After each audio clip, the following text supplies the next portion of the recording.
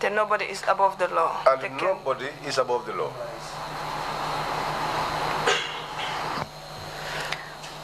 So in fact, from what you said, he had the audacity to stop even the president at the time. Bon comme ni nga waxé ni rek amon na fiti taxawal ko xamné sax moy won president jamono joju. Wow. Yes. And you've also told us that he didn't distinguish between ministers or people in high positions. He would stop people for any traffic violations while he was stationed at Denton Bridge. Is that correct? Wax nga tamit ne rañale wut borom xaliss ak ku ñaka doole ministre ak yépp la émalé won ku deful dal li nga wara def na la taxawal Denton Bridge. Wow, parce que suma papa. Yes, because my father, the day that he becomes happier, mo neka bes bu mu pagé ay hundreds of moto. That was the day that he would spark hundreds of cars. Ñu amut insurance and moto wala ñu amut license. Those that did not have any insurance cover or whose drivers did not have valid license. Mu yóbbu leen court. And he would arraign them before the court. Bañ fay xaalis. So that they were fined and they paid. So xaalis bu bari duggé. When a lot of income got into the government coffers, dafa haatay su wàcce liggéey. he will come home laughing heartily. So ko laajee papa tey kontaan nga de lu xew. If you ask him, Dad, today you are happy, what is it? Mu ne la waaw tey xaalis bu bari dafa dugg ci keesi nguur gi. He will tell you, yes, because today a lot of money got into the state coffers. Parce que mus na koo def. Because he once did it.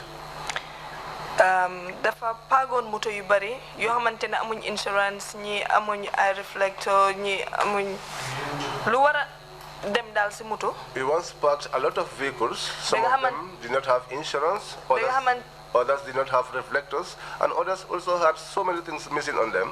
Ba nga xamante ne Daily Observer gaa génnee ko. To the extent that that activity was reported by the Daily Observer. Dama toog gis newspaper bi. I sat down one day and saw that newspaper. Ma ne ko papa kii du yow. And I asked him, Dad, is this not you? Fekk dafa wàcce liggéey newspaper bi. At that time, he came home with that newspaper. Fekk time boobu man maa ngi woon primary school. At that time too, I was at the primary school. Mu ne ma man la kay. He said to me, it's me.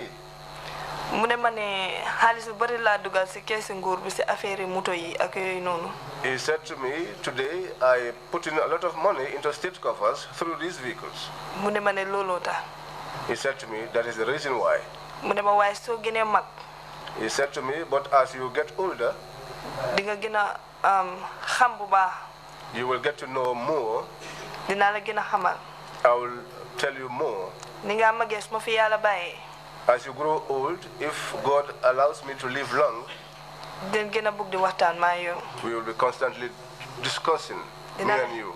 Dinaa la xelal lu bari ci àdduna. I will teach you many things about this world. Considering how strict your father was, as concerns his job at the time, suñ seetloo ni nga xam ne noonu la sa papa jubee woon ci mbiri liggéeyam jamono jooju.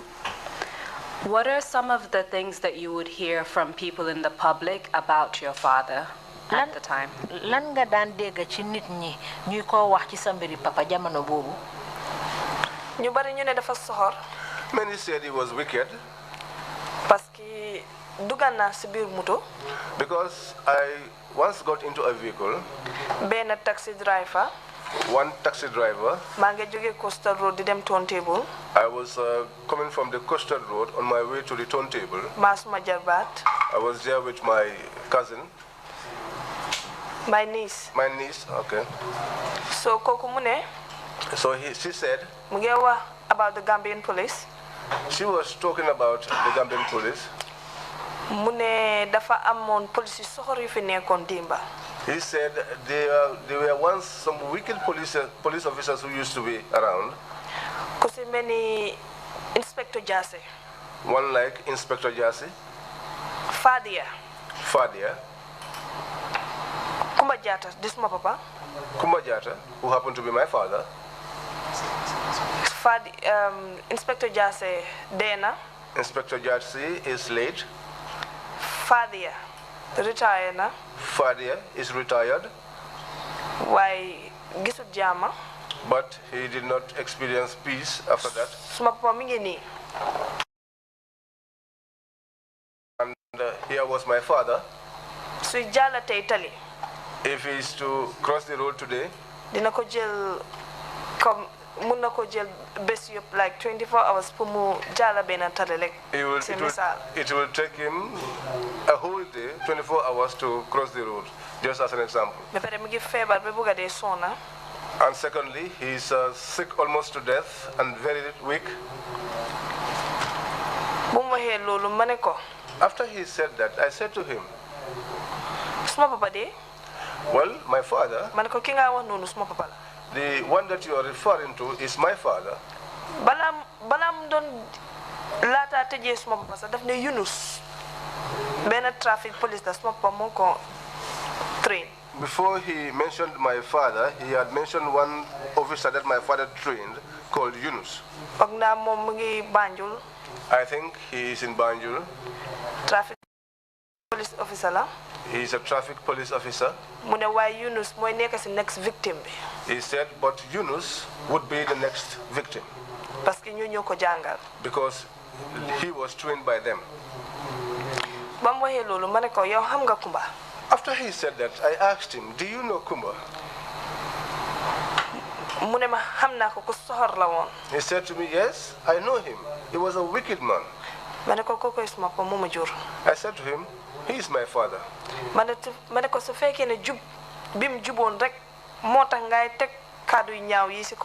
said to him, if it is because of his strictness, that is why you are putting these dubious allegations on him, then you have committed a lot of sin. Because I said to him, because that guy, I only know him for being straightforward. I said to him, he's a good man. I said to him, but it is because I am a woman. That is why.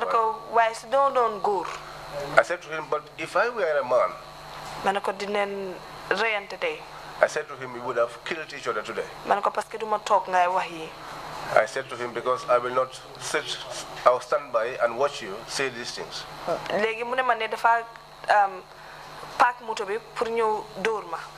Then he said to me that he was going to park the vehicle so that they would beat me up.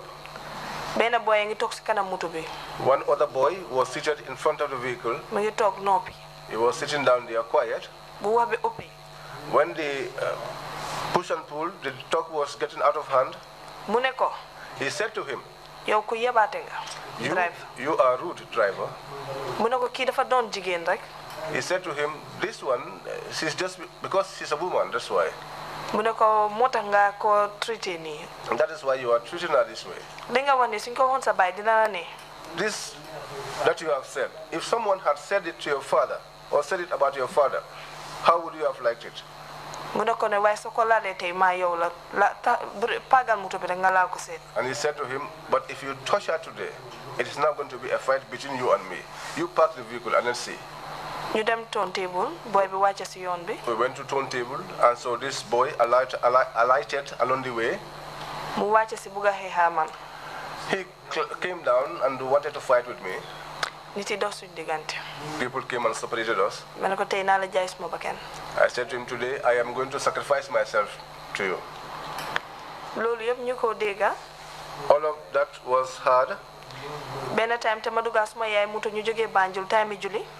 One time also I came from Banjul with my mom during the prayer time. Gambia groundnut company we came. So Denton Bridge. We were in the vehicle. We went up to Denton Bridge around the Gambia Groundnut Corporation from Banjul. Exactly. All of that place was filled up with vehicles. So Jube wadna moto yange daw nanka nanka. As you come towards Wadna, the vehicles were running at a very slow speed. You dembe fofu nunu Gambia Groundnut Corporation. We went up to the Gambia Groundnut Corporation. Rek bene jigen ci biir moto bi. Suddenly, one woman inside the vehicle. Mu ngi tok suma bor. She was sitting beside me. Mu ne xamna Kumba mo fi neka. She said, I know it. It is Kumba that is here. Domi harambe. That son of a bastard. Mo fi nekk di park moto parce que dafa bëgg julli ba ngey jotté lu mu yóbbu kiram. He is the one who is here parking vehicles because his prayer time is almost close by, and he's trying to get something to take home. Ni rek lay def. This is what he usually does. Man ma hasen jigen bi. So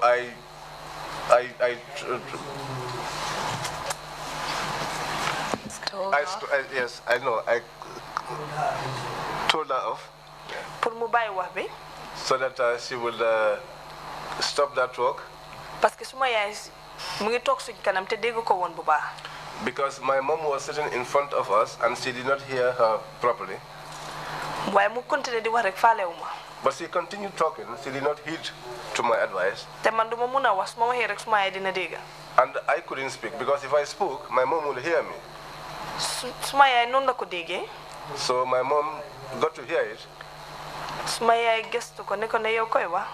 My mom turned towards her and asked her, "Who are you talking about?" Mu ne ko ne Kumbal Jatta lay wax. Doomi haram bi. And she said to her, "I am talking about Kumba Jatta, the bastard."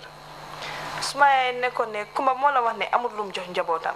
My mom asked her, "Was it Kumba that told you that he does not have anything to give to the family?" Mu ne ko ne Kumba bàyyi na ay xar kiram. She said to her, "Kumba has left rams at home." Mu ne ko ne gis nga mbuus yuñ téye nii ñun dañ jógee shopping Banjul.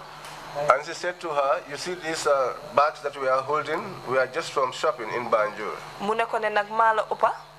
She said to her, "I am above you." Maa la sut. "I am tougher than you." Maa la mun. "I'll beat you almost to death." Mu ne ko. And she said to her, léegi sax. "In fact, now, duma la tegaat loxo. I will not even touch you." Dañoo dem ba si bridge bi. Du nga ne Kumba doomi haram la. We will get onto the bridge. Since you said that Kumba is a bastard, su ko defee. so that ma dem wax ko nga wax ko si kanamam. I will go and report it to him so that you could repeat what you said in his presence.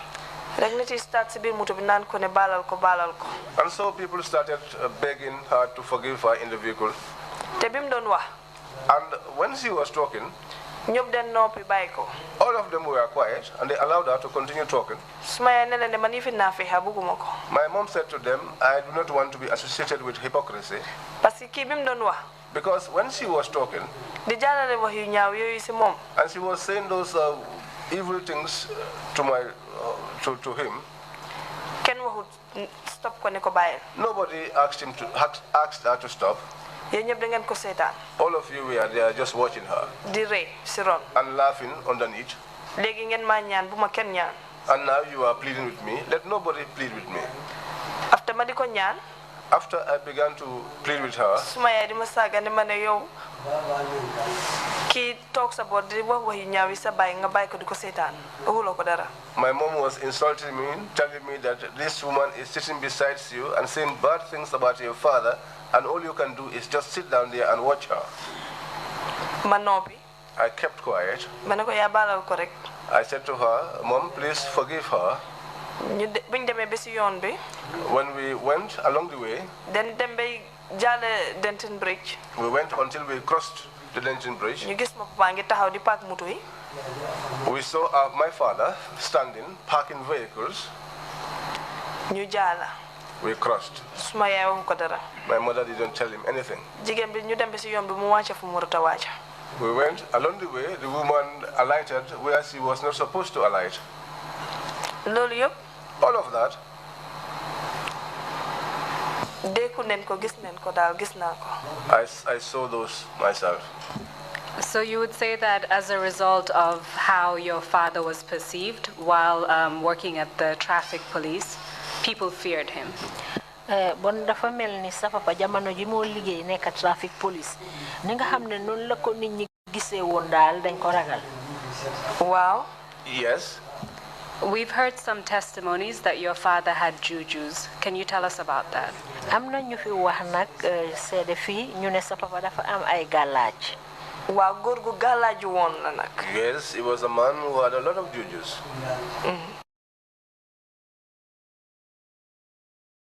Yes. Can you tell us about that?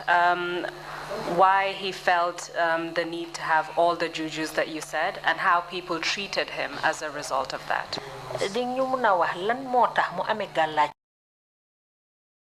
bari yooyu ak naka la ko nit ñi gisee ngir gàllaajam yu bari yooyu. Gàllaaj de moom soo gisee mu defoon ko. Well, for the jujus, if you see why he had them, pour noonami la woon. It was because of his enemies. Parce que moom dafa dem ba yëg ne moom dafa bari noon ngir liggéeyam. Because it got to a stage where he himself got to know that he had a lot of enemies as a result of his work. Te moom balanta la. And he was a balanta. Te loolu suñu aada la. And that too is our culture. Can you give us some examples of how people treated him because he had all those jujus? Dañu mëna wax ay misal naka la ko nit ñi daan defante ak moom ngir gàllaaj yu bari yooyu mu amé woon.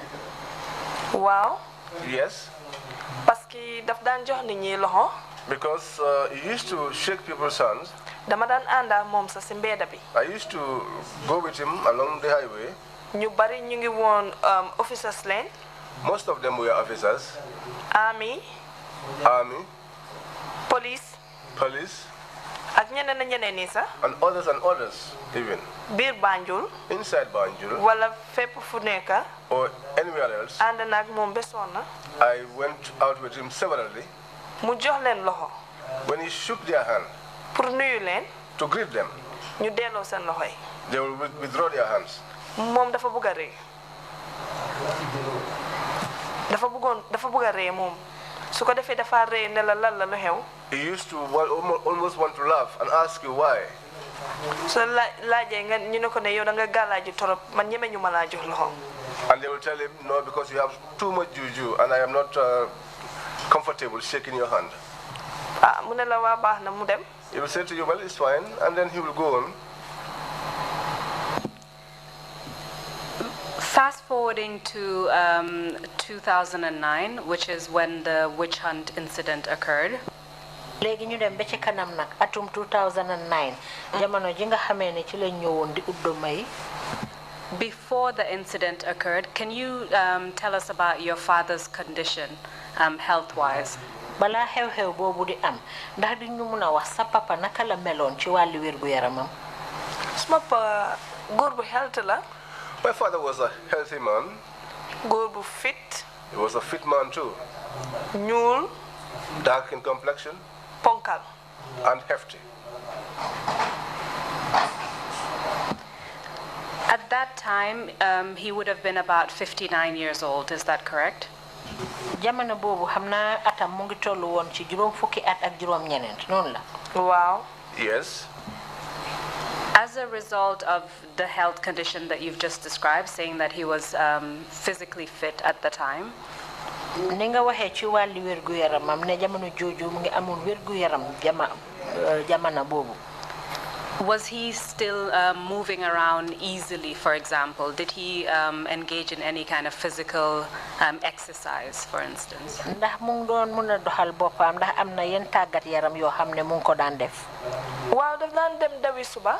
Yes, he used to go on morning runs. Daf daan dem jog ak police sa suba Banjul. He used to jog also with the police in the morning in Banjul. Parce que suba teel daf daan jog. Because early in the morning he usually gets up. Sol sport wear. Put on his sportswear. Nañu mu ngi dem dawi ji. Dañoo dem dawi tey biir Banjul.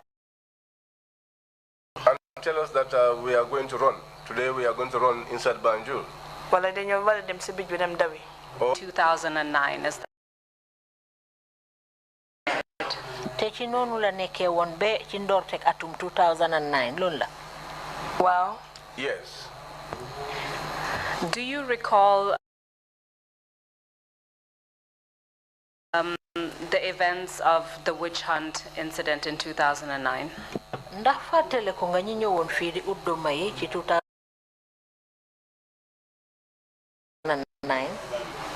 Waaw fàttale ko naa ko. Yes, I recall. You told us that you were very close to. Can you tell us what you recall from what he told you at the time about the witch hunt incident?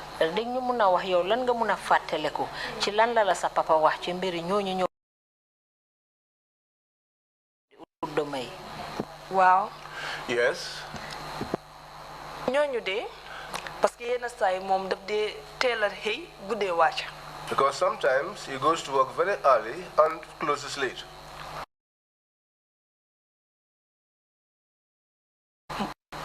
Mostly sax daf dee teel a xëy. Mostly he goes early in the morning. ba pare daf dee guddee wàcc. And comes home late. bu mu ñëwee force ak uniforme am parce que bés boobu uniforme la sol dem liggéey. When he came home in his uniform, because that day he was dressed in his uniforms. dafa ñëw ma ne ko papa lu xew. He came and I asked him. ma ne ko sa téere. I asked, your jujus? mu ne ma waaw. And he said to me, yes. ma ne ko ñan la. I asked, who are those?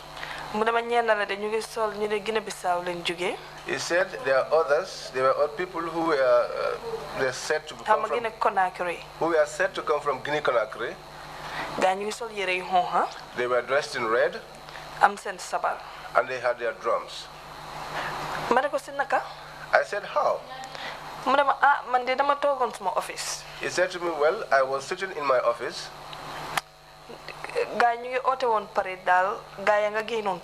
They had called for a parade and they were outside. But I did not go out. I was sitting in my office. He said, while I was sitting there, all of a sudden I saw Ensa Baji, Jesus. I also saw RSM Koli. He came inside with others who had red caps and others in plain clothes. They said to him that the man said to him that they needed his jujus. My father said to them, I cannot give you my jujus.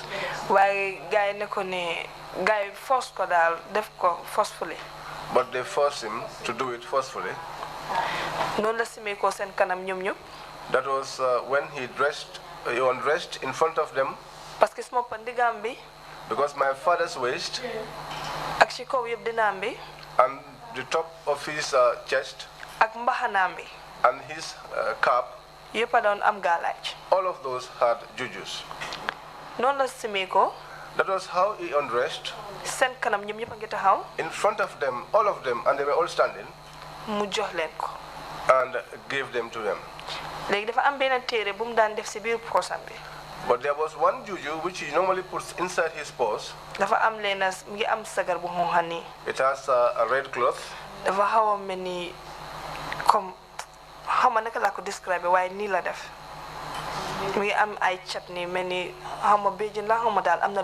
It had some pointed stuff which I cannot describe. Looks like a horn. Because I used to fix up his uniforms when he's about to go to work in the morning. He had taught me how to fix his police uniform and also to polish his shoes.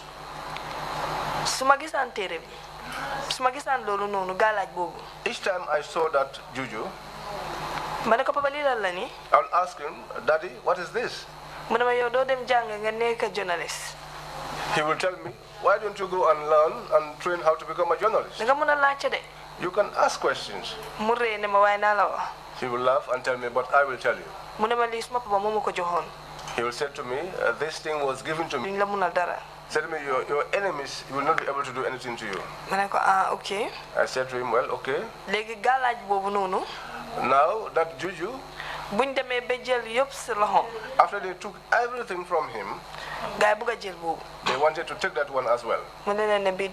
He said to them, this one will not go. Because this one, my father gave it to me. So I cannot give it to you. I think that was where he was pushing and pulling with them. That was how they took him out to the parade ground, as he said. And they also took that one away from him. They put that inside a nylon bag. At that time, other jujus that were taken away from him were also in those bag, and they added it onto those ones. They took the jujus away. I asked him, where did they take them to? He told me that they dug a hole and they buried them. So all of this information your father told you that same evening on the day it occurred? xibaar yi la sa papa jox yépp mooy benn bés bi nga xam ne ci la li xewee ci la la wax xibaar bi. waaw si lañ doon waxtaan. Yes, it was when we were chatting. Can you describe your father's disposition, how he reacted as he was narrating this to you? di nga mën a wax sa papa ci yan anam la toll woon jamono bi mu laa nettali lii naka la meloon. kontaanutoon. He wasn't happy. ma ngi sad. kontaanutoon daal. He was not happy, he was sad.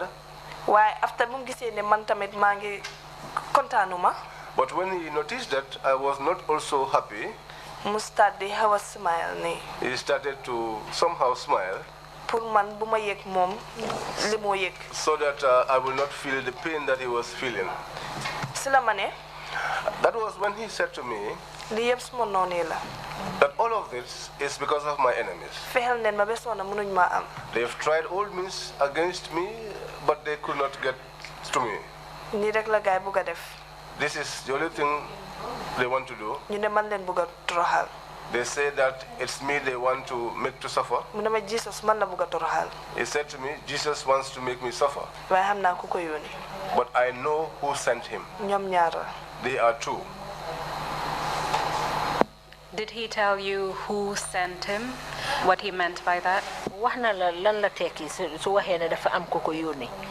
waaw wax na ma ko mu ne ma borom réew mi Yaya Jammeh. Yes, he told me. He said it was the head of state, Yaya Jammeh. mu ne ko moo push Jesus suma kaw. That he was the one who was pushing Jesus onto him. parce que ñoom ñaar yëpp bëgguñ ma man xam naa ko. Because the two of them don't like me, and I know that. si la ma ne RSM Koli. That was when he said to me, RSM Koli, mu ne ma moom it man rek la bañ. that he too, he does not like me. parce que benn time. Because one time, mus naa seeti suma pa headquarters. I once went on to visit my father at the headquarters. parce que suma baba bi ma dem school ba bi ma graduate rek saa yu ma demee Banjul foog ma dem office am. Because my father, whenever I went to school until I graduated, whenever I'm in Banjul, I used to go to the headquarters to visit him. ma tase RSM Koli. I met up with RSM Koli. mu ne ma hey fooy dem nii. He said to me, hey, where are you going to?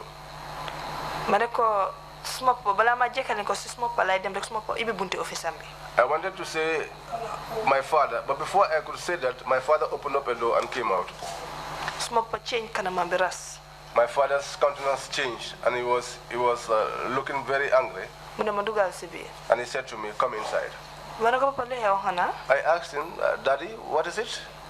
mu ne ma déedéet. ma ne ko wax ma rek. He said to me, no, and I insisted, tell me. mu ne ma bul faale kii. And he said to me, don't mind this man. mu ne ma kii man rek la bañ. This man hates me. mu ne ma te jàngut. And he's not literate. mu ree after mu noppi.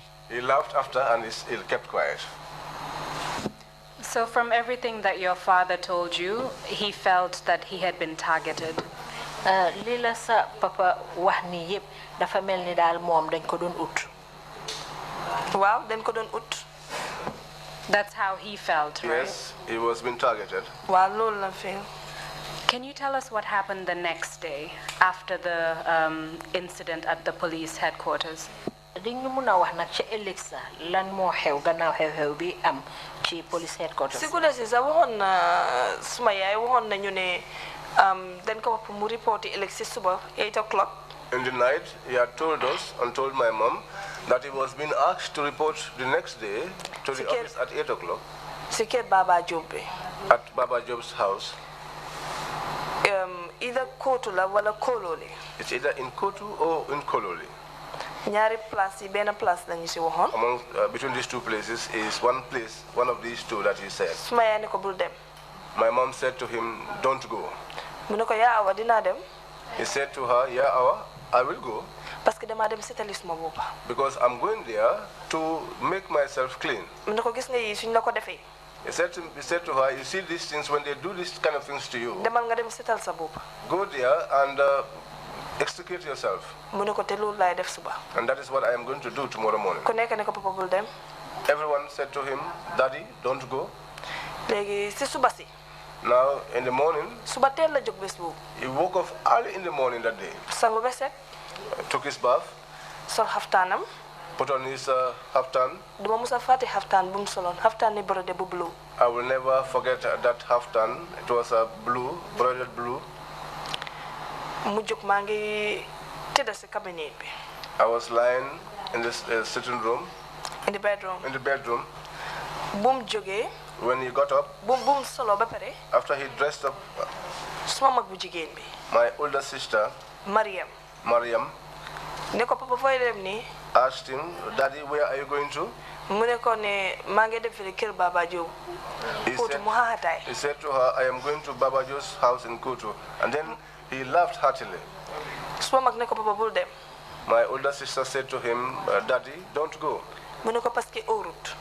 She said to him, because it is not safe. Mu ne ko damaa dem sétali suma boppa. He said, I am going there to make myself clean. Mu ne ko yow sa boppa wax nga ne ñii bëgguñ la. She said to him, you yourself said that these people don't like you. Te bëgguñ laa gis. And they don't even want to see you. Mbaa fexeeluñ la bul dem. I hope they have not set a trap for you. Don't go. Mu ne ko damaa dem noonu xaxataay rek génn dem. He said to her, I am going. And that was how he just laughed and went away. Do you remember what time of the morning this was? You said it was very early. How early? Fatale ko nga ban waxtu la woon nga ne dafa teeloon naka la teelee woon. Ay 7:38 yooyu noonu ci suba. Around 7:30 or 8 in the morning. And you said he wore a blue haftan. He did not wear a uniform on that day. Nga ne xaftaan bu buloo la soloon solutoon uniform bés boobu. Déedéet. No. After he left the house to go to Baba Jobe's compound, Bim jógee ci këram dem kër Baba Jobe. when was the next time that you heard anything from your father? Gannaaw loolu kañ nga déggaat ci moom. Den ko call ba soona. We called him severally. Parce que den toog ba guddi gisuñ ko. We waited until night time and we did not see him. Suma yaay call ko ba soona. My mother tried to call him many times. Benn yoon la suma ko jël. My father received the call only once. Mu waxa moom wax bu gàtta. They spoke sparingly. Suma yaay ne ko foo nekk ni guddi na de Kumba. My mother asked him, where are you, Kumba? It's late.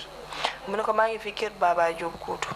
He said to her, I am here at Baba Jobe's house in Kutu. waaye comme wax bi daf ko doon def daal mu gaaw mel ne mënut a wax rek mu tegaat téléphone bi. But it's like he was trying to quicken his speech and he spoke quickly and then rang off the phone.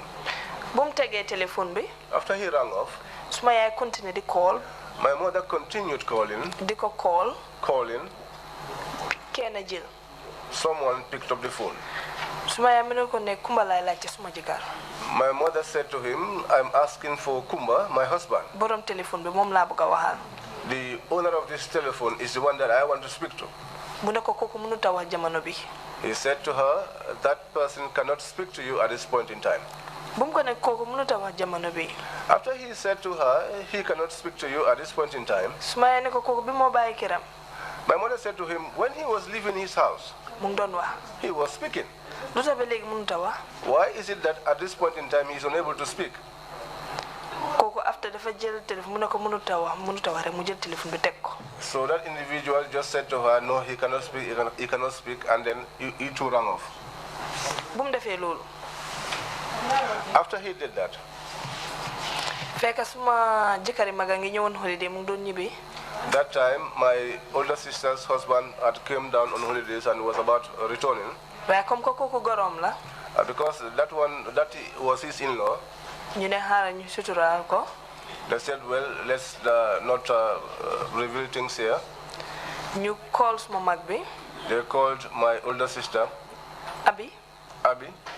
You call Mariama Jatta. They called Mariama Jatta. Suma benen mag. My older sister. Mom Amila. Is a soldier. Biñ ko callé ñu wax ko. When they called her and told her. Suma mag bi ne ko dañoo ñëw ñu dem fa. My sister said we are coming so that we will go there. Suma ne ko xam nga fa. My mother asked her, do you know the place? Bu ne ko dina find out. She said she would find out. Non la gaay demee. That was how they went. Suma ne leen ne oru de. My mother said to them, it is not in the service. And she said to her, I am not looking at that. All I'm after is my father. I'm going. They went together with Abi. When they arrived, they found him. He was lying down on the veranda, on the ground. When they arrived, green boys ñom ñu bëgg wax ma parek ben green boy joge fi leen ne hey at force bu gaay demé nanguñ won pour ñu dugg ci bunta bi.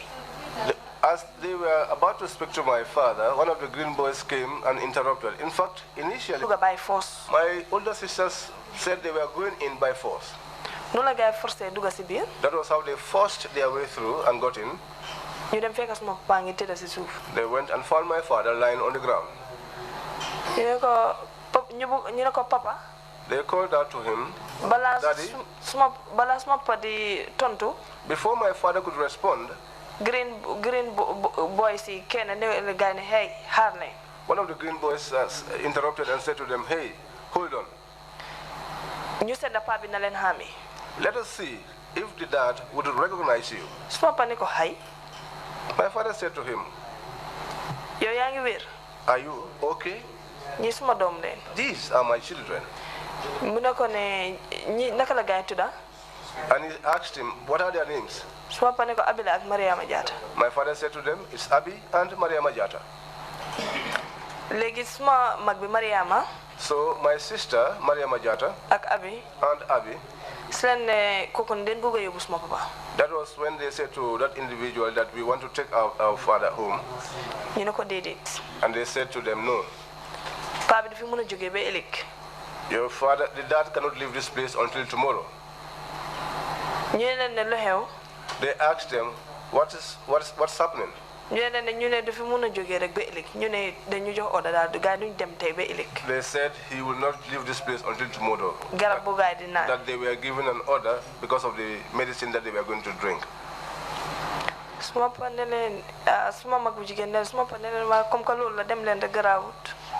My father said to my older sisters, well, if that is the situation, then just go. It's okay. Guide them. So they left. Bring them. After they left.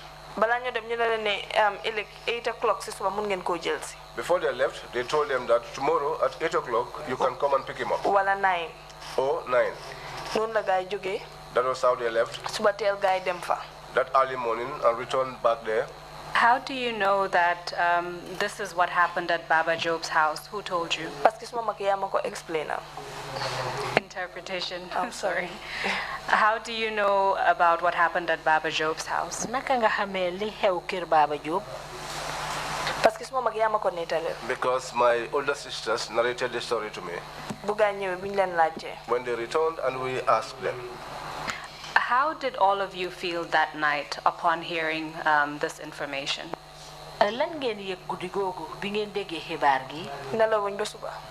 could not sleep the whole night. What kind of thoughts were going through your mind at the time?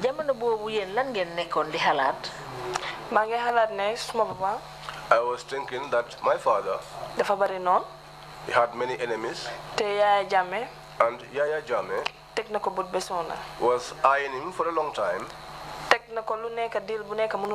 He has tried different means of accessing him and failed, so that he would imprison him, but that too did not materialize. And I said to me, then this one would be the ultimate. I said, but may God make it end peacefully. We will come back to that later on. But you said that night no one in the family slept. Why danga ni guddi gogu njabot gi yeb ken nelawut. Dedet ken nelawut be bur set. No one slept till the morning. Can you tell us what happened the next day? Di ñu mëna wax lana xew nak ci Alexa. Wow. Yes. Sa Alexa buñ mama gi demé jëli ko. The following morning, when my elder sisters went to pick him up, my father, in his strength, anyone that knows him truly, late 50s, know that even while he was in his late 50s, was a very strong man, very hefty. They carried him like a baby, bringing him inside the house. He couldn't speak. His tongue was tied. He couldn't speak. I cried when I saw him, because he couldn't do anything for himself. At that time he was weak.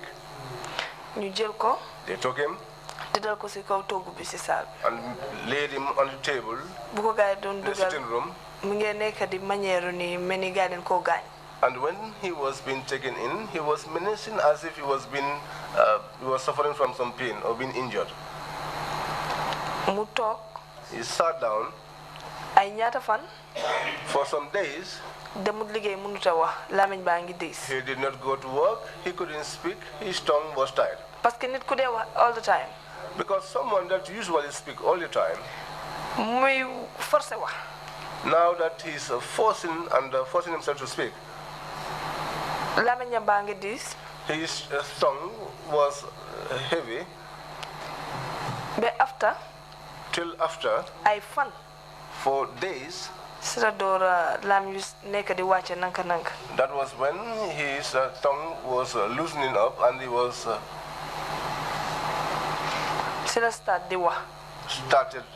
started to speak.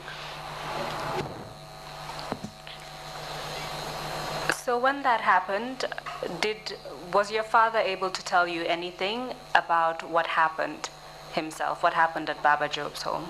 Bilolu hewe, ndax sa papa mënon na la wax lan mo xew kër Baba Jobe? Suma papa fan yoy yeb xolam neexuton.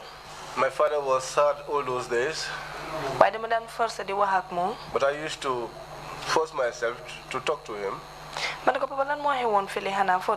used to ask him, Daddy, what happened where you were taken to? But he used to just look at me like this. And he would say to me, well, there they used to give us some medicine.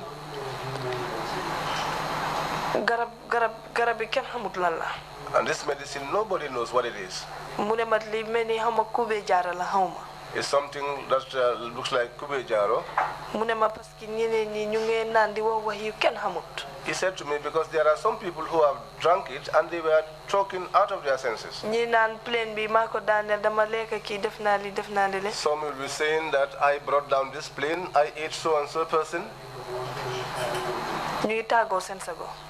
People have lost touch with their senses. Apart from what you've described regarding your father's condition,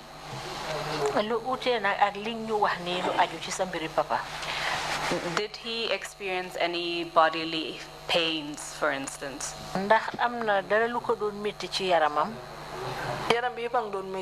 His whole body was paining him. He was weak instantly.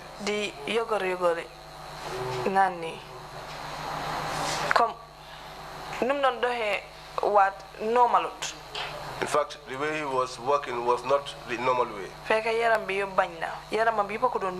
that time, his body was all weak. If he wants to get up and my mother goes to assist him, he will tell her, yeah, leave me, my whole body is paining.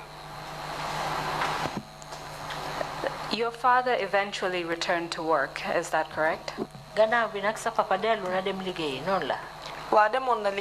Yes, he went to work.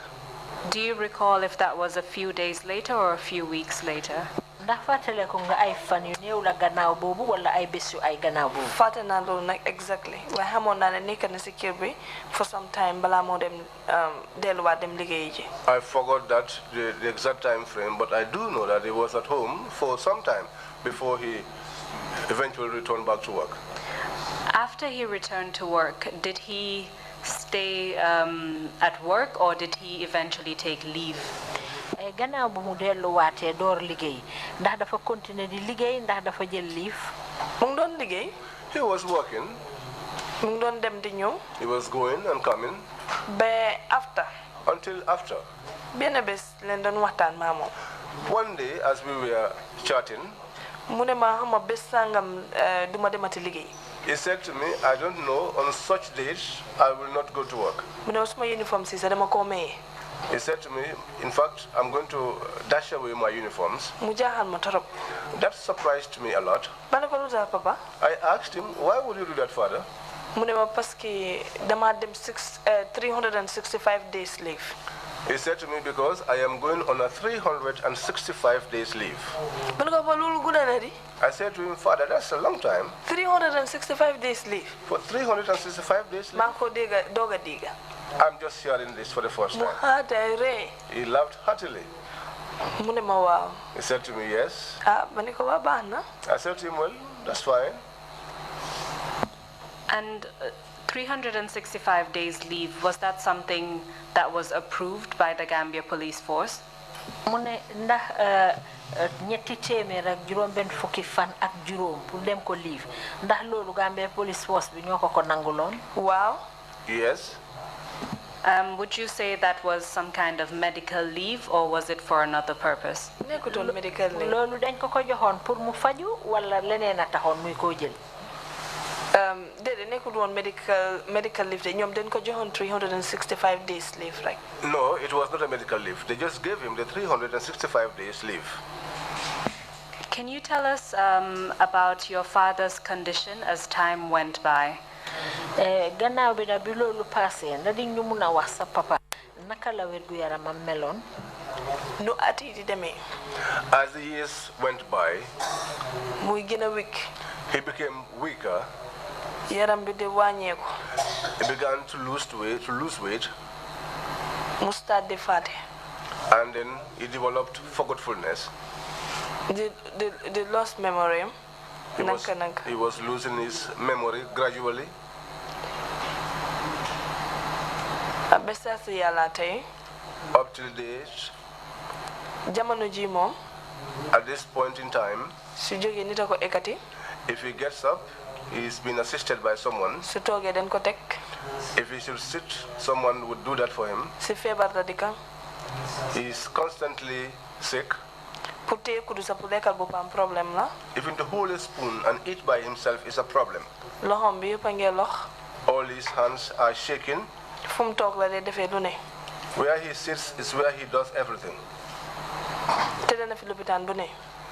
He was admitted in every hospital you can think of. He was admitted at the Afrimed. He was admitted at the Bafro. Kanifing. Banjul. Bijilo Clinic, even Bijilo Clinic, he was once admitted there.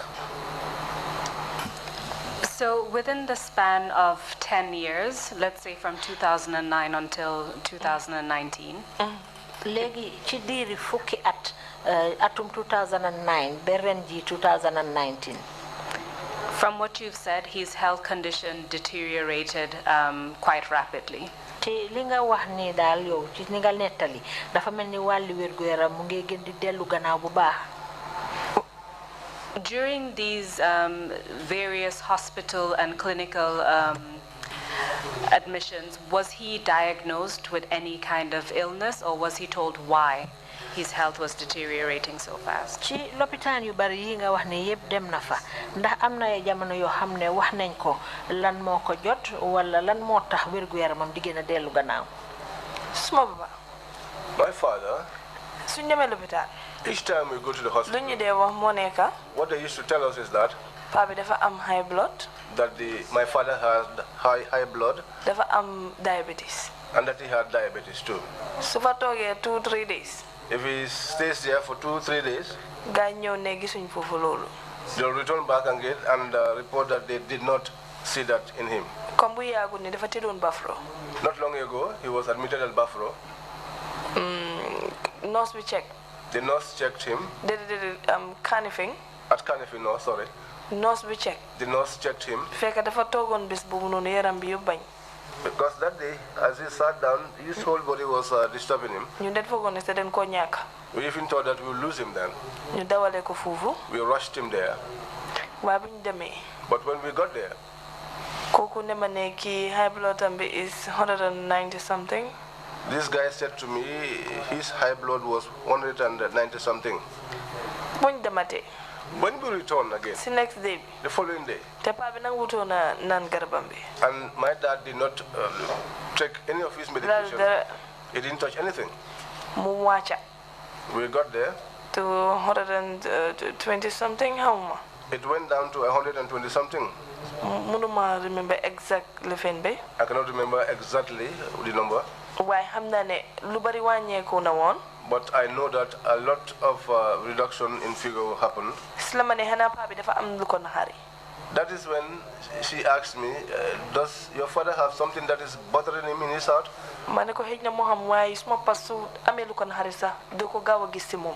I said to her, possibly he has, but my father is the kind of person who, even if he had such feelings in his heart, he would not readily share it out.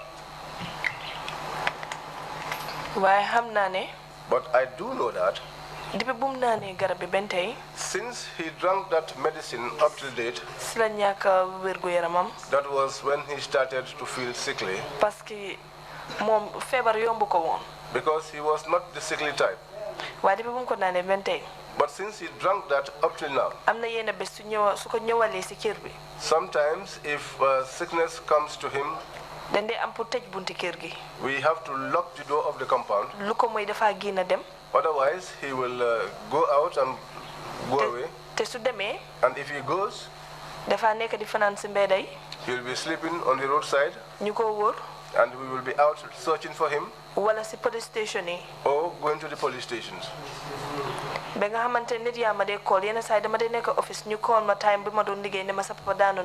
the extent that at that time I was working, people will call me and tell me your father has fallen down here. Or my friends will go out in the night and they will find him in some places. And then they will bring him along to the house. Or the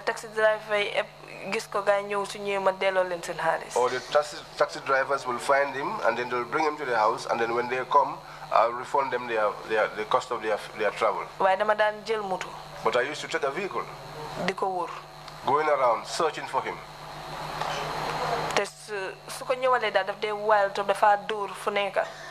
And if that thing comes to him, he used to be very wild. He'll be hitting the places everywhere and striking everywhere. Aggressive. Or he'll be beating people. He used to be very aggressive. Earlier in the week, you provided us with some photographs as well as a video of your father. Is that correct? Yes.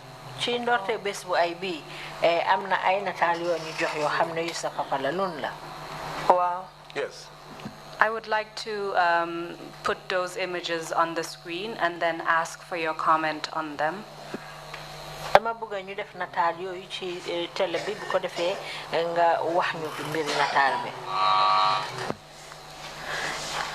The image that we're looking at right now, can you tell us when this was taken?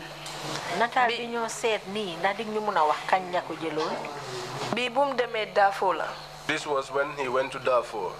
2006, 2006, in 2007. In 2006, but he returned in 2007. Under AU. He went under the AU. And so 2007, 2008 passed, and then the witch hunt incident occurred at the beginning of 2009. Legi atum 2007 wesu 2008 topuche beci ndorte 2009 ci la ñewon nak di seddo may jamono bobu. Wow. Yes. So this picture was taken about a year, maximum 2 years before that. Mungi melni natal bi mu ko jëlon at wala lu jégué ñaari at bala ñooñu du fi ñew. Wa lolu amna. Yes. Can we put on the screen the one that says Kumba slideshow? Can you describe for us what we're looking at on the screen? Wax ñu li ñoo gis ni mom ci lan la?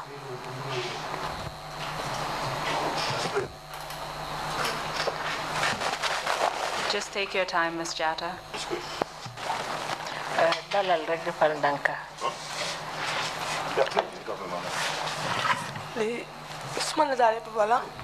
These are my father's photos.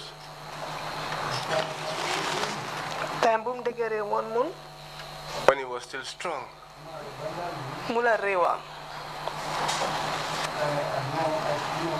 And was able to do things for him. Legally present, right now. This one is presently, right now, his current situation. Wow. Yes.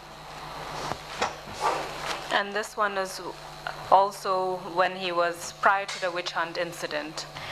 Only bala utkati do may do ñew la. Wa bala ñu ñew la li daf doon am promotion. Yes, this was before they came. This was when he was being promoted. So mune set natal bi bu baax di nga gis ne RSM collé bim daan wax. If you look carefully at this photograph, the RSM collie that he was talking about, I think he's the one that is standing over there. You also, during the course of the week, a video was taken of your father.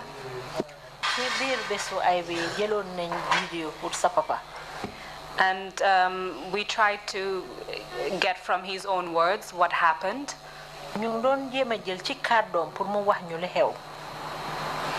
you were assisting your father with that.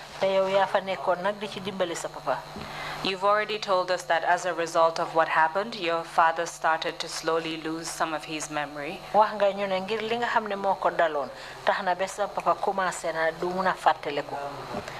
because the family has given us permission to play the video, I will ask them to play it and then ask you to comment after. Comme que nag njabootam ñoom jox nañ ñu ndigal pour ñu teg vidéo bi dinaa wax ne ñañ ko teg bu ko defee yow nga mun di ñu nettali.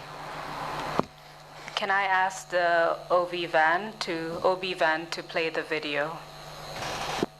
OB van mun ngeen a teg vidéo bi. And turn up the volume very loud. Nga ekati kàddu yi nag ñu dégg ko bu baax.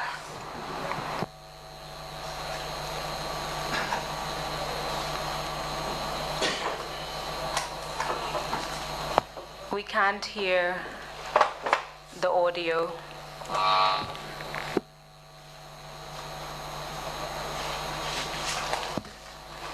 Can you restart the video and turn up the volume?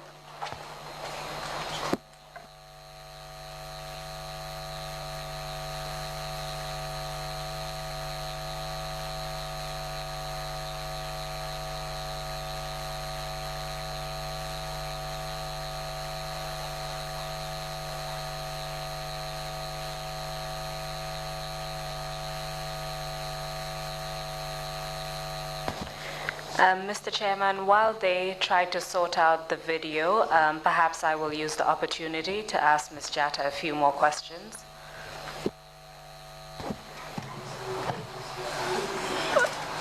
what happened to your father,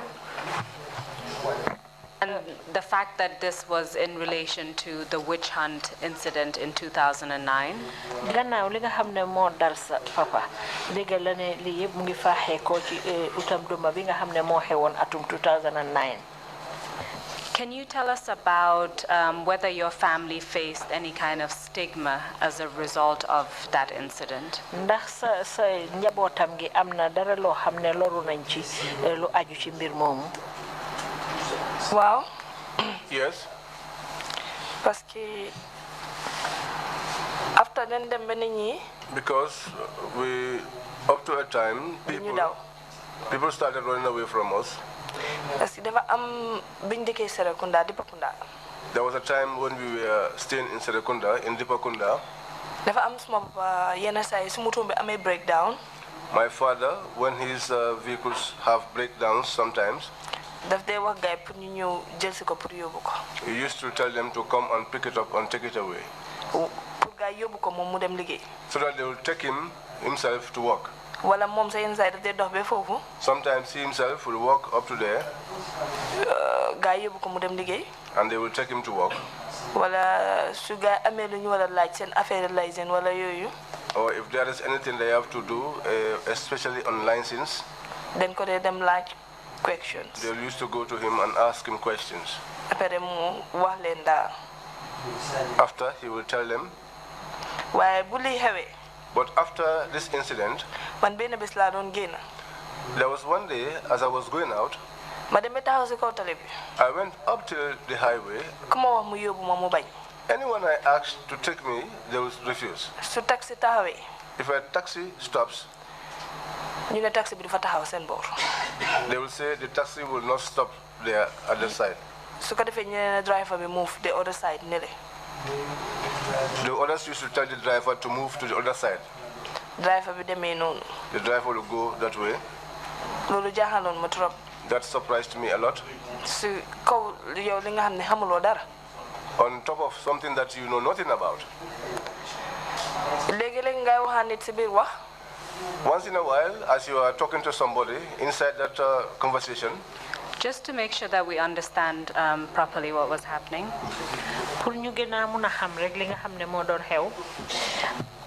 from what you've said, who are the people who would tell the taxis not to stop there? Taxi driver.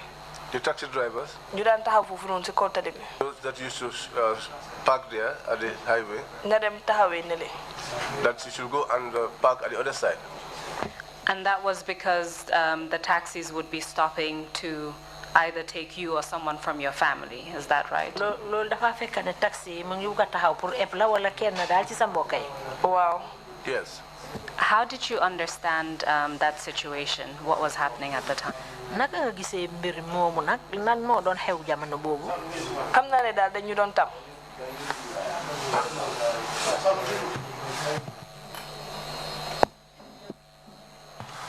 I know that they termed us as witches. That was why they told the taxi drivers not to stop there, and they will not also come to our home. How do you know that they had termed you as witches? What led you to that conclusion? Because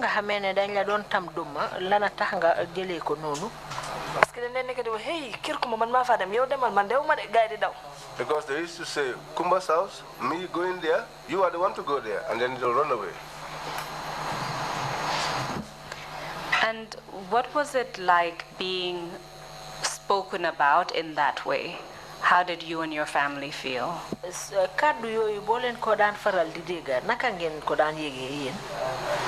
Then could they filter up? Then they we used to feel it a lot. It was painful to put it shortly. And it's still painful up to the date. Up to this, that is still hanging over us. Because once in a while, as you talk to someone, inside that discussion, he will tell you, I don't know anything. And you know that this individual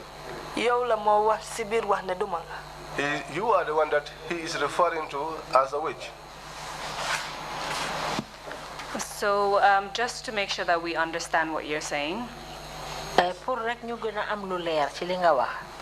when they say, I don't know anything, is that implying that you know something in particular? Manam suñ waxé dal ne man day xawma dara de lolou dafa tekki ne bon yow xam nga dara. Wow. Yes. Can you explain it further so that we understand what you mean? Lolou moy yow man xawma dara de. That is to say, inside word of speech, to say that I don't know anything. That is to say, then you are the witch, then. And these are things that people would say to you directly.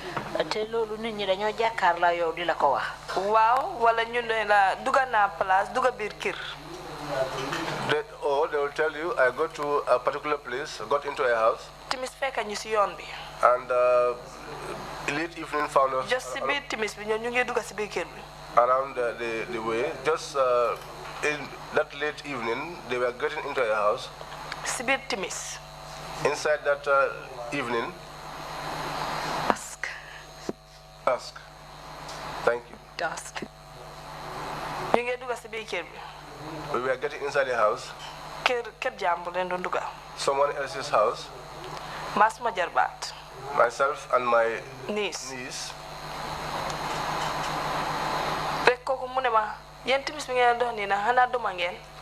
That guy said to us, you are walking inside this dusk. Are you witches?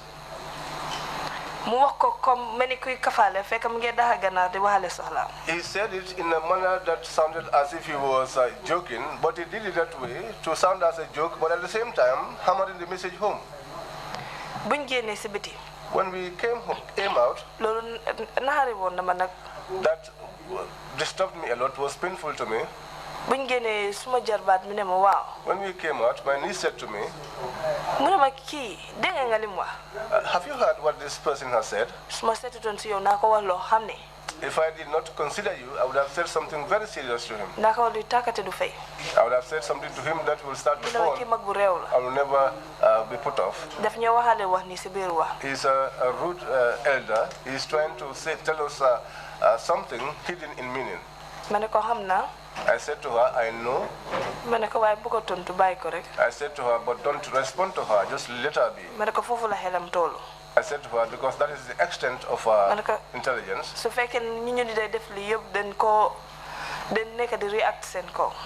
said, if the people that they do this to usually react on them, then they would not be living today. So do you feel that people treated you and your family differently after the incident, the witch hunt incident in 2009? Bondal da ngay yek ne nit ñi niñ leen doon gisee ak niñ leen a gisee gannaaw biñ doon udduma yooyu dafa uute. Waaw dafa uute. Yes, it was different.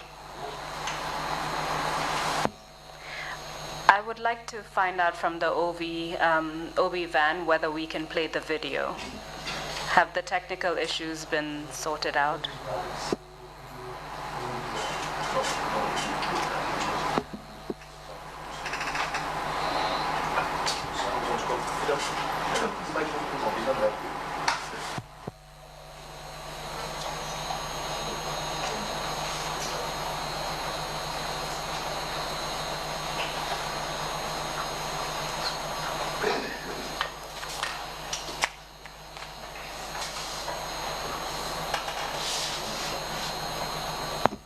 Can we try it again? If not, then perhaps that's a video that the commissioners can watch.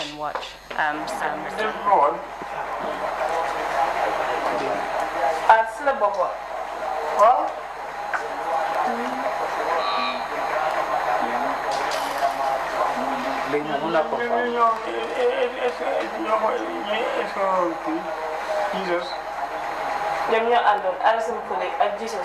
Mr. Chairman, I've come to the end of my questions. I just wanted to play a video simply because it has some information that Mr. Jatta himself was trying to relate to the Commission, albeit with the assistance of his daughter.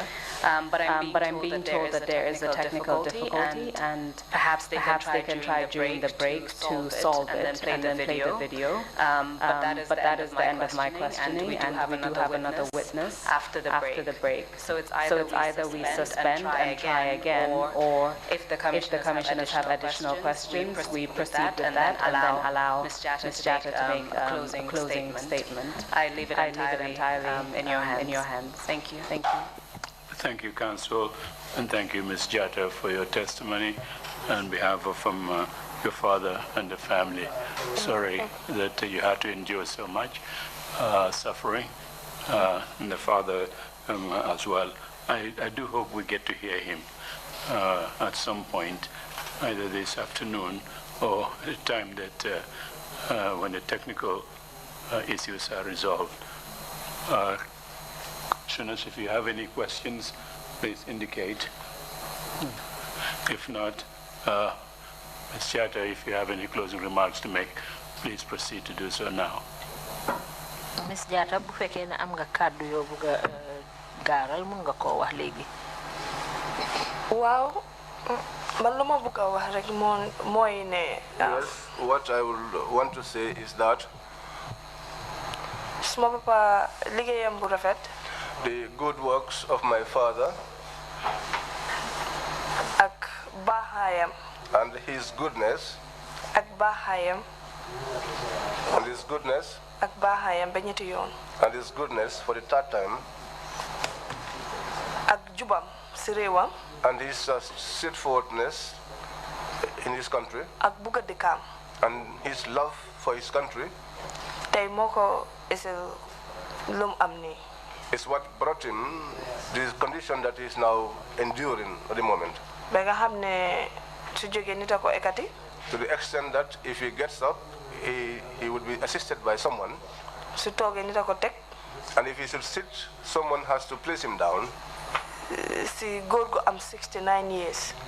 On a man who is just 69 years old.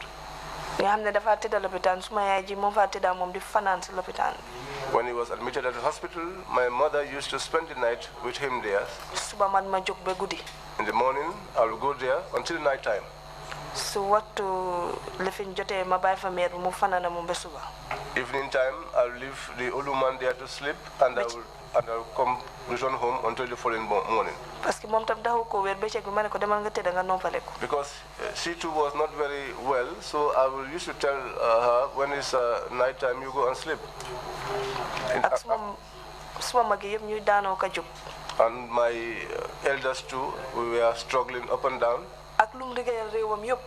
With all his efforts he has put into the development of his country. Duma mun a wax Gambia police force seen liggéey de. I cannot talk about the work of the entire police force. Waaye dama ne tey suma pa fekkoon na benn medal la sa si Gambia bi deserve na ko fi. But I am saying today that in this country, if I told anything, my father deserves a medal. Pour delloo ko njukkal. To show appreciation to him. Seetaan nañ ko ma suma pa ñu ngi toog si salle bi. They saw us with my father sitting down in our sitting room. Si news bi ñu joxe ay medals. We at the news where medals were being given. Su mënutee dox pour dem sa doomam yaa ngi fi neen dox dem. Even if he was not able to walk by himself to pick it up, his children were here. Who could have done that? Kenn du ko gestu xaritam yi mu amoon démb yëpp ñu jox ko tey gannaaw. Nobody remembers him. All his friends he had yesterday all have abandoned him. Tey njabootam rek la dese. Today all he has is his family. Te ñu bari fii jàng neen school ba jeexal. And many here have gone through school and have completed. Suma pa with the little salary of Gambia Police Force bu mu daan aan. My father, with the little salary that he earned as a police officer, loolu la daan jël di fayal nit ñi school di ko xañ njabootam. That was what he used to pay the school fees of others, denying his family even. Di leen jox lunch. Giving other people lunch money. Tey ñum daan toppatoo yëpp. Today, all those that he assisted, kenn xamatu ko.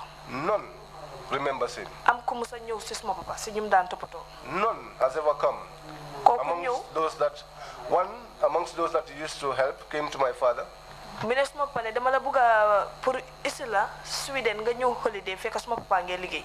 Said to my father, I want to take you to Sweden on holiday. At that time, my father was working. Sama papa mu ngi amone ben passport, xama service passport la xama diplomatic passport, but red la ñu fa bind diplomatic passport. My father had a passport. I'm not sure if it was a diplomatic passport or a service passport, but it had a red cover and written on it was diplomatic. Musu ko use pour tukké mom. He has never used it to travel. Te mënon nako use di dem holiday. And he could have used it to go on holidays. When that individual said that to him, he said to him, I want you to assist my daughter, Mam Jarra. High school. Because she just completed her high school.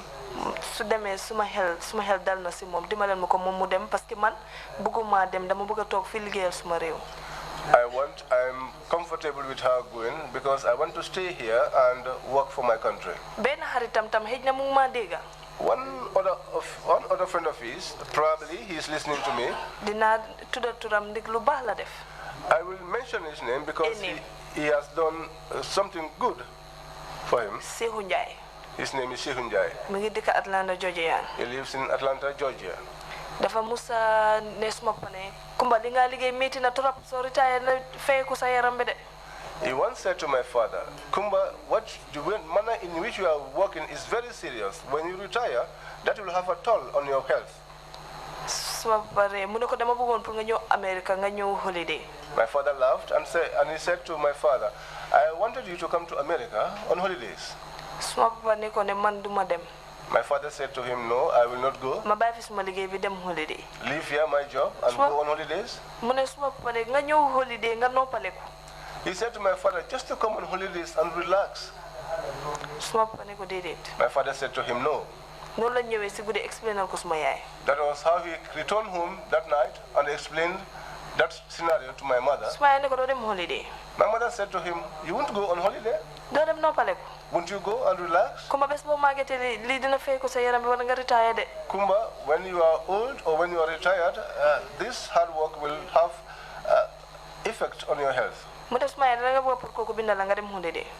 Invitation. She asked my mother, do you want him to write an invitation for you so that you could go on holiday? My mother said to him, well, if you don't want to go, then he said to her, yeah, well, then I'll tell him. And that was how the invitation was written, and my mother went on holiday. Someone that loves this nation, to the extent that he was written to by the UN 3 times. When he was going to Darfur, at the time when Babukar Sow had this appointment at Darfur, former DIG, the former DIG, my father too had that invitation. They were the two that had it at the same time. My father declined the invitation and said that he was going to return home and work for his country. When he came, I asked him, Father, why did you return that invitation? He said to me, because I am patriotic to my country. It's better for me to work for my country than to go out and work. I said to him, but your remunerations out there is not the same as what you will get here. I said to him, today they are even prepared to take your whole family. So that all of us will go and settle in America. With all the hardships that we are going through here. He laughed and said to me, God is good. So anyone that did that for his nation, there is nothing that the nation can give back to him in return. That when he gives his back, people are now laughing at him. That when his children give their back, people are pointing at them and saying, this is the daughter of Kumba. Suma pa daf dem di finance police station bi gaay di ko ré di ko def yu ken xamut.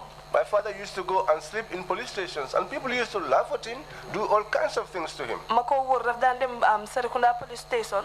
I used to go around looking for him. He used to go to the Serekunda police station. Daf dan dem fini nakala sa Sukuta police. He used to go to Sukuta police. Su réré kër gi. Su bëggé ñibsi. When he loses his way back to the house, ma xam ne ñu police officers yu ndaw. I know that they were junior police officers. Si rona mom. Send bosses sa mo len jangal. Who were under him. Even their bosses were trained by him. Bena bes la do ñew. One day I was coming. Traffic light. At the traffic light. Dama fa yaga.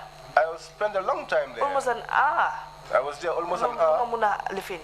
Then be dama ñaxato hip. I was sweating profusely. Madam Bori Kotu Police Elton. So I went to around the Kotu police station by the Elton. I parked there. I was there. I was discussing there with two police officers. I was saying to them, but today the traffic is very, very congested. I said to them, even after having 4 police officers, they cannot still regulate the traffic. He said to me, yes, that is the way. I said to them, well, but I know that during the time of my father, he was a lion. The other police officer, who was a little bit elderly, he asked me, who is your father? I said to him, Kumba. He said to me, oh, that one was my boss. He said it was my good boss. Junior officer boy. The other junior officer, who was a boy, said to me, well, Kumba, let Kumba not disturb us. And said, when he was in the traffic, were the vehicles as numerous as they are now on traffic? He said very disrespectful words, and then he frowned his face. I said to him, hey. I said, my father is not your age mate. I said to him, the one that trained you, and the one that trained him, my father trained him. And so I will not stand here and allow you to disrespect him. So if at all the Gambia police force where he used to work, if they themselves do not give him the dignity and honor that is due, and you have some individuals who are still there who have the audacity to disrespect him, what would others who are outside do then?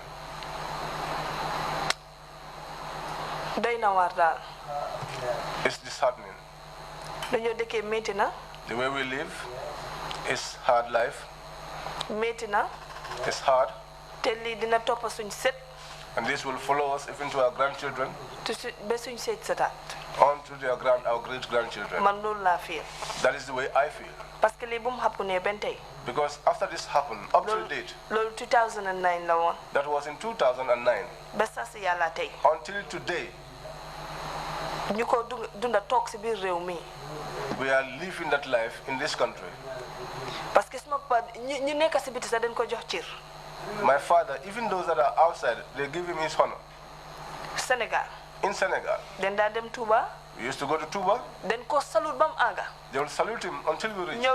Drinks di ko jox. They will come and be taking drinks and given to him. Because of his good deeds. Amna ben senior army officer. There was one senior army officer. Gambia fi. In the Gambia here. Dafa dem bir Sudan. He went inside Sudan. Dafa dem mission. He went on a mission. Bum ñibsé ñu tok di waxtaan. When he returned back, we sat down and we were chatting. Xam nga lu ma wax? Do you know what he said to me? Mam Jarra, he said to me, Mam Jarra, and I said yes. He said to me, do you see your father? You don't even know the kind of father that you have. He said to me, we went to Sudan and I was chatting with other army officers. 2006, 2007 army police la. They said to me there was one man here, he was on a mission here in 2006, 2007. He was tough and dark in complexion, and then he said to them, Kumba Jatta. And they said to him, and he has reddish eyes. And he said to them, yes. And they said to him, that man has the heart of a soldier. He should not have been a police officer. As gift. When he was returning back, he was given gifts by the members of the Ghanaian South police, African police, the South African police, and Nigeria, and Nigerian police. Rebelli. The rebels. Bir Sudan. Inside Sudan. Then ame won natali yep sa sikirgi. We had all those photographs in the house. Why bukoli jugale. But when this thing happened to him, all these photographs I am talking to you about, he took them one day, packed them in a bag, and took them away, and nobody knows where he took them to. The rebels, he made a gamo while he was in Sudan. All the rebels came and partook in the gamo. My father came. Assistant camp commander before. Because he was the assistant camp commander there. You know, next camp commander be then correct. They said to him, your camp commander has been killed.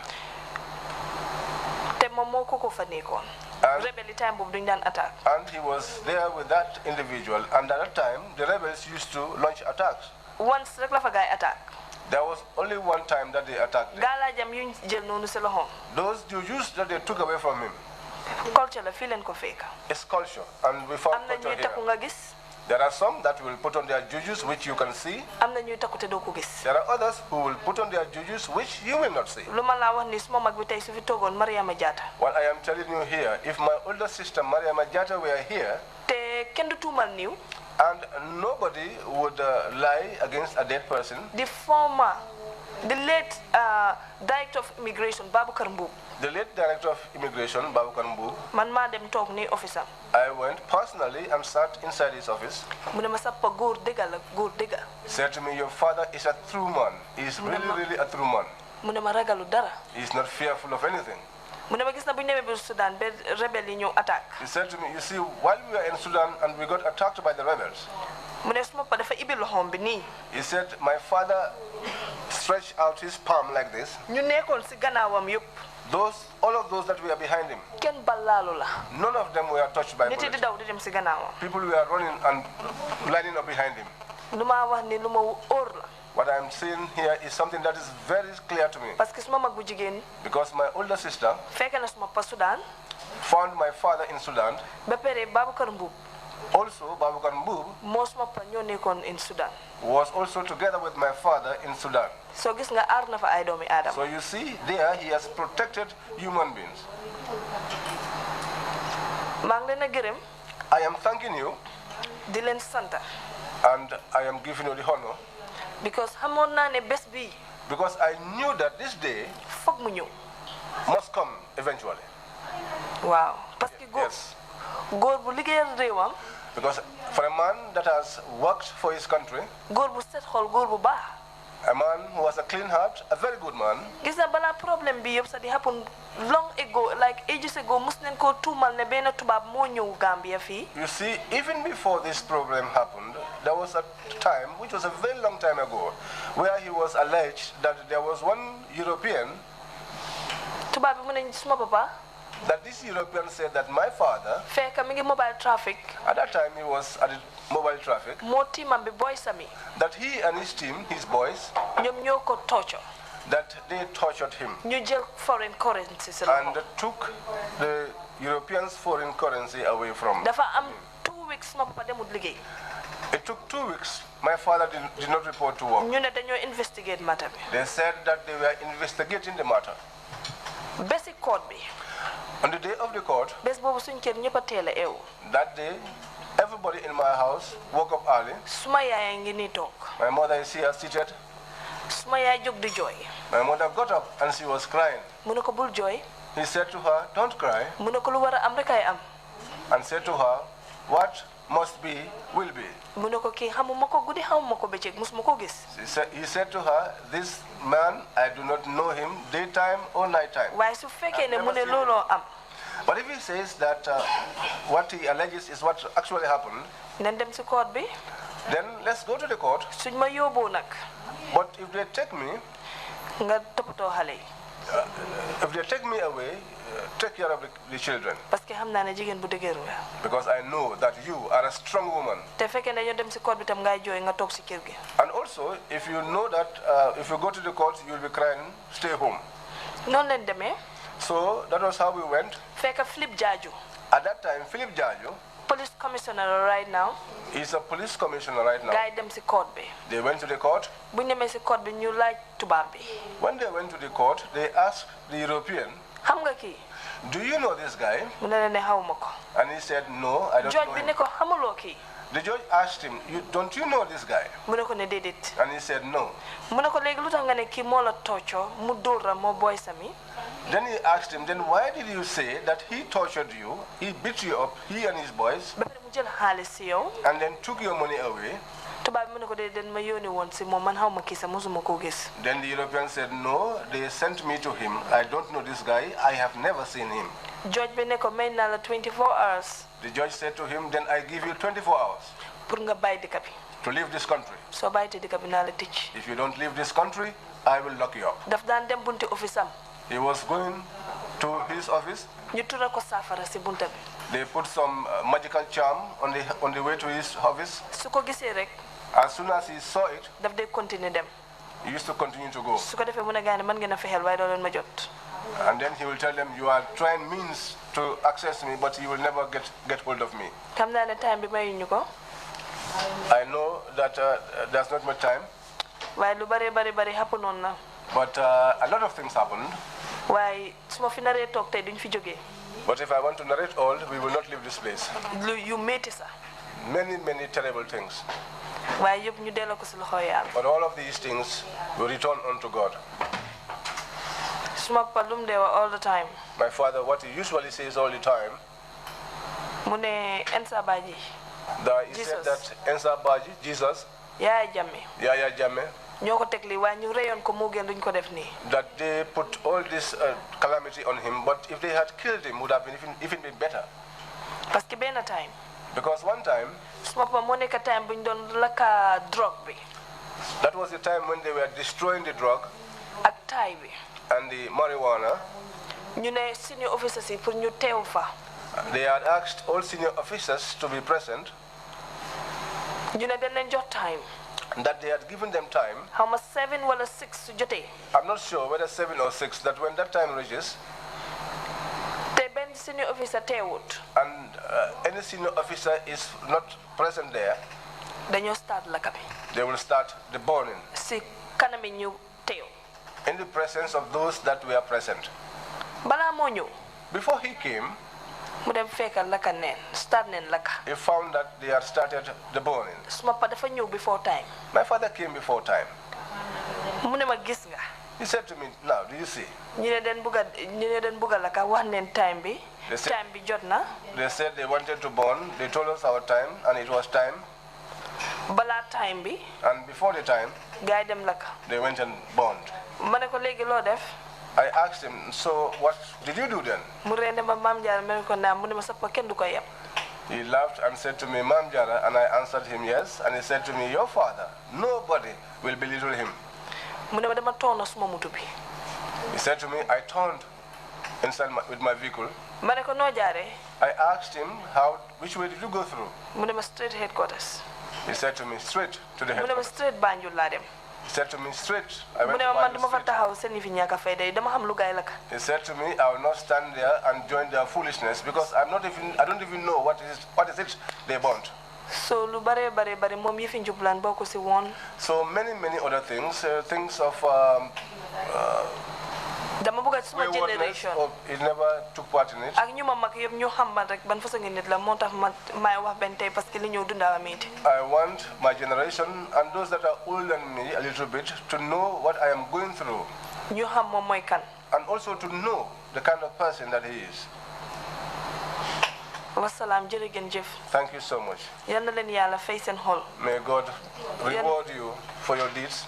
kilifa yi fi toog yëpp yal na leen Yàlla yàggal suñ kanam. And all the leaders who are here, may God make you live long ndaw yi fi toog yal na leen yàlla defal lépp luñ bëgg. And the young ones too, may God give you as you wish. maa ngi gërëm suma xarit yi suma yaay suma mag yi. Thanking my friends, my mother, my sisters. ñëpp. All. yal na leen yàlla defal jàmm. May God shower peace on you all. Xaraja Bala Gaye jërëjëf. Xaraja Bala Gaye, thank you. jërëjëf. Thank you. yal na leen yàlla fay yéen ñëpp. May God reward you all.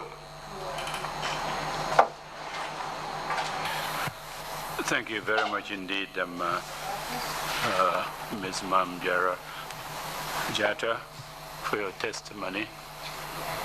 And you have represented your father and the family very well indeed before this commission. Jërëjëf Mam Jarra Jatta, teewal nga sa papa ak ci turi njabootam gi bu baax a baax. We thank you very much again for your testimony. ñu ngi laa gërëm bu baax ci seede yi nga fi def. We will now take a... Balal ma de. Oh, sorry. Dama bëgg a gërëm kenn. Excuse me, I want to thank one individual. I had forgotten to thank the individual. Mooy Fatoumata Jallow Tambajang. And that is Fatoumata Jallow Tambajang. Gaay den jël réew mi rek. As soon as they took over the state, mu call suma papa. She called my father. Waxtaan ak moom. And had a chat with him. Lijjanti fu mu dëkka.